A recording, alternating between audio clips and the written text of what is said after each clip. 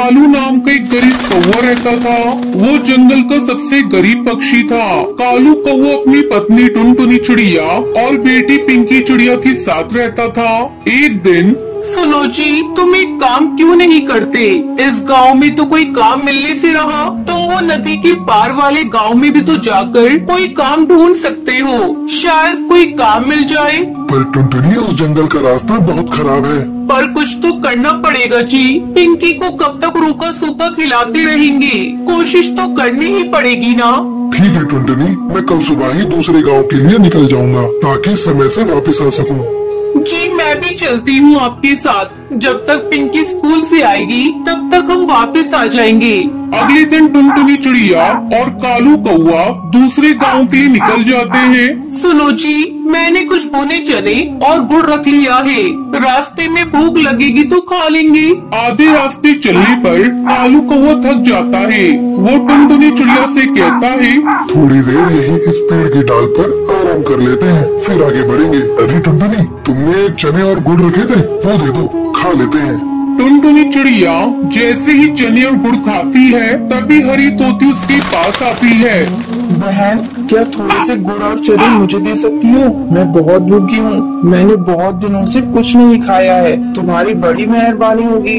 ओह हाँ हाँ, ये लो, तुम इन गुड़ और चनों से अपना पेट भर लो। हरी तोती खुशी खुशी वो गुड़ और चने खाती है। देखते ही देखते वो सुंदर परी बन जाती है। कालू कौवा और टुनटुनी चिड़िया ये सब देखकर हैरान रह जाते हैं। शुक्रिया तुम दोनों का। आज तुम्हारी वजह से मैं श्राप से मुक्त हो गई। मैं इस जंगल में घूमने निकली थी। इस पेड़ के नीचे एक चील बाबा भोजन कर रहे थे। मैंने भूल से उनके भोजन में कंकड़ फेंक दिए, जिससे उन्होंने मुझे तोती बना दिया और श्राप दिया कि जब तक कोई राहगीर हमें भोजन नहीं देगा, मैं अपने असली रूप में नहीं आ पाऊंगी। पर तुम इस जंगल पर कैसे?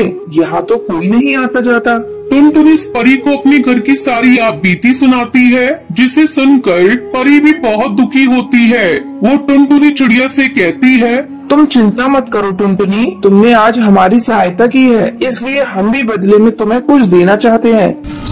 ये जादुई चूल्हा है, इस पर बर्तन रखते ही ये जल उठेगा और तुम जो भी कुछ खाने को मांगोगी उस बर्तन में पक जाएगा। मैं तुम्हें एक मंत्र बताती हूँ। एक थी दुल्हन, एक था दूल्हा, बंद हो जा, जादुई चूल्हा बोलोगी, चूल्हा खाना पकाना रोक देगा। टुनटुनी चिड़िया को जादू चूल्हा देकर परी अपने परीलोक में वापस चली जाती है। कालू कौवा और टुनटुनी चिड़िया वो चूल्हा लेकर खुशी खुशी घर वापस आ जाते हैं।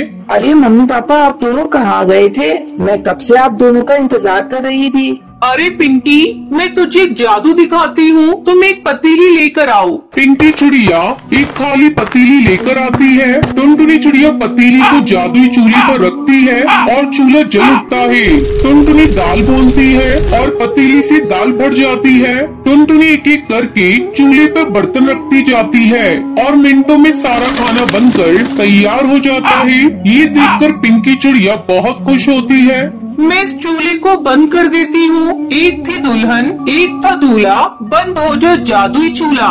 जैसे ही टुनटुनी मंत्र बोलती है और चूल्हा बंद हो जाता है। अब टुनटुनी के परिवार को भूखा भी सोना नहीं पड़ता था।